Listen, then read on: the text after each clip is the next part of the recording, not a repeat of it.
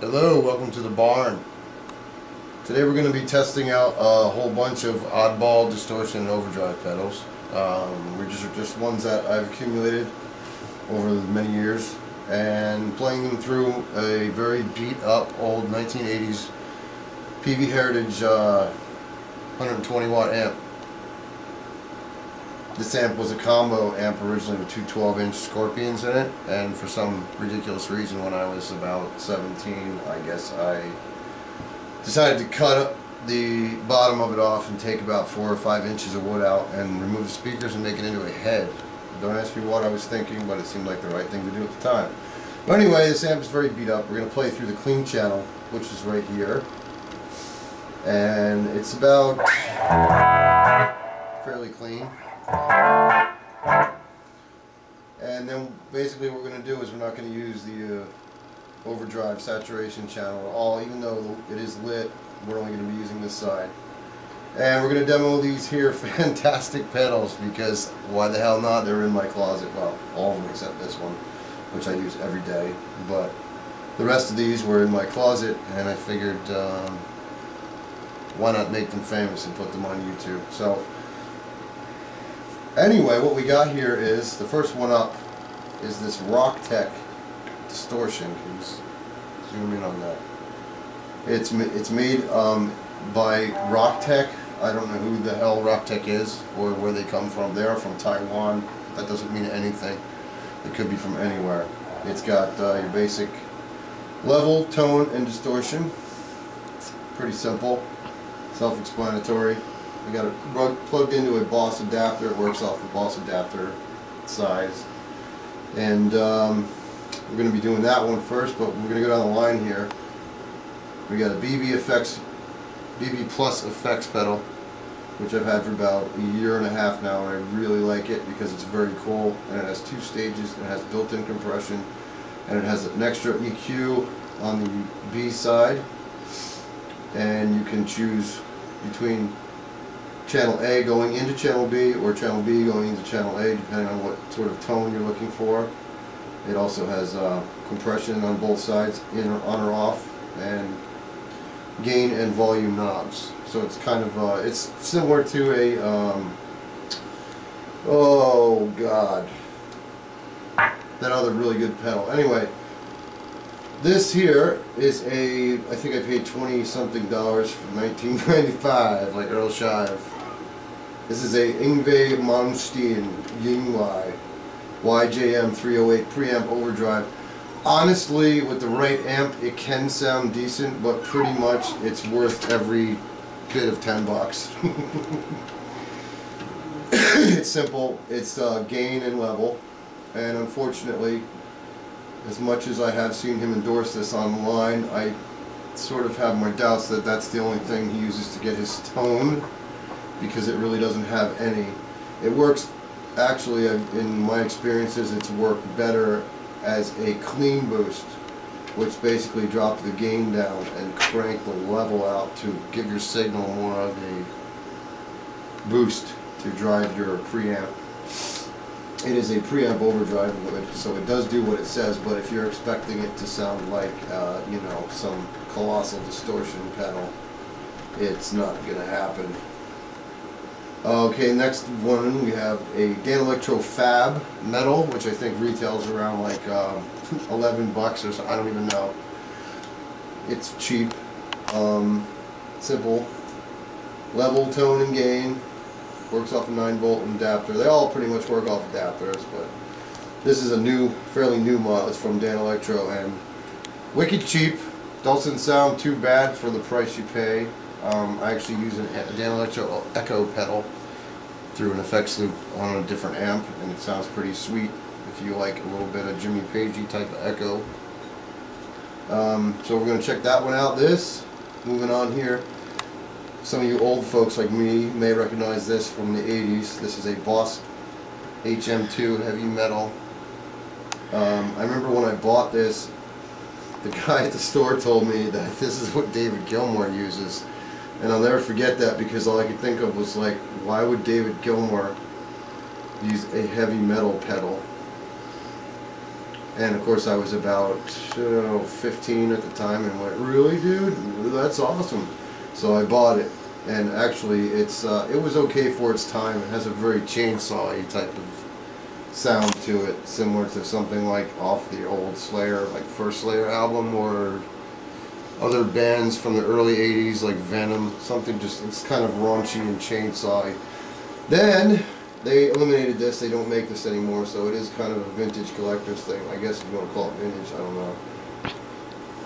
Then what we have here is we have a Boss dual overdrive, which they also don't make, but is a really kick-ass pedal because it is a dual overdrive, which means it has, I don't know if you can see this because it's pretty worn off, there's a crunch mode and a lead mode, and it has a remote you can actually plug in, like over here. This is not a stereo input, this is a input, you know, mono input, and then a remote, so you can have this on and then trigger it on and off to change, you know, what you want. But it's got a decent sound. I used to use it a lot in a cover band I played in, and it worked out fairly well. It is, you know, like all other overdrives, it's wicked noisy. When you get the gain cranked and the level cranked, it gets pretty loud, and the hiss alone can drown out most drummers when you're not playing. But anyway, it's decent. Then we're going to have this one, which is the original Rat. Now, Proco company, where I guess they're called Proco, I don't know. This thing is like, you could basically bludgeon someone to death with this. This is a tank from hell. It weighs about, I don't know, at least a pound. It's the Rat pedal, made in the good old US of A, with apple pie and baseball and all that other shit. Basic things, volume control. This one's a little funky because, if you're not familiar with this filter here actually works in reverse of what you'd think it would work as. It cuts your lows and cuts your highs depending on which way you turn this, and rather than adding them, it kind of takes them away. It's weird, so you can get a pretty cool kind of bluesy-ish kind of sound out of it. But just for this demo, we're going to kind of just put everything pretty much flat, you know, and try to make them as even as possible, level the playing field, even though it is quite different in the design. Like I said, these two are under 20 bucks, or well, no, this is about 30, maybe 25, I don't even know. This one's under 20. This one new is probably, I don't know, at the time 60, 70, 80 bucks. That one now is very expensive. I think it's over 100, the Rat Proco 2 pedals. This one is over $200. And I kind of felt weird spending that much money on a Distortion overdrive pedal, but I did because, I don't know, I thought I needed to. I was going to compare it to a full tone. It's similar to a full tone, but different in its own way. I'm not trying to say one's better than the other. They both are very good. I wish I had a full tone here, but I don't. And this one, I haven't got a clue.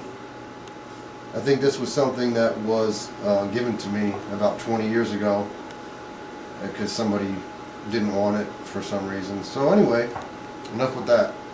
We're just going to use, like I said, the clean channel, and that's pretty clean. A little bit of reverb, but it's really not washing anything out. So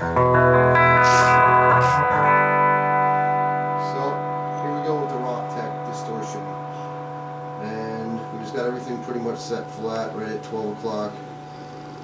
So I use all these cool terms because I watch all these YouTube videos, and that's what I want to say. We're going to set this flat at 12 o'clock. And then I'll show you a little bit of what they can do. So there's my clean. And then here's a little Rockteck Taiwanese distortion. Not too bad for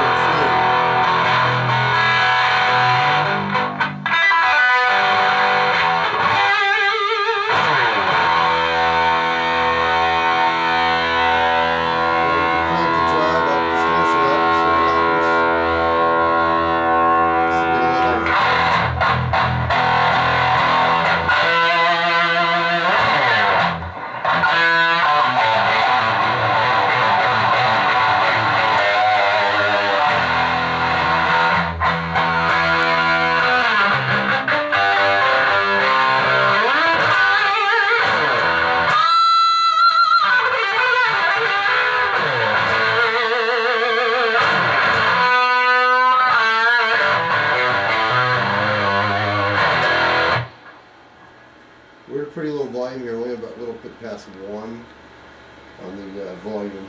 So we're really not going crazy because we don't want to overload the camera and that sounds like ass. So let's see what the level on this bad boy can do. We'll turn the level up a little bit.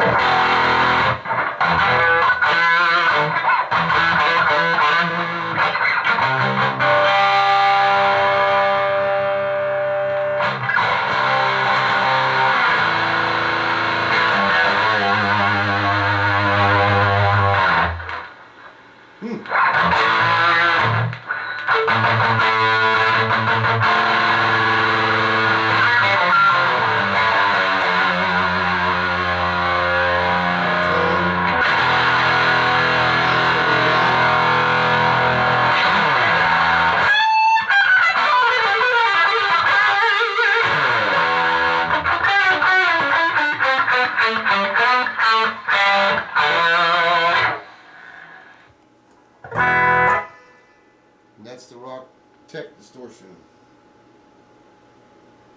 So you want to stop that and edit it out when I switch them?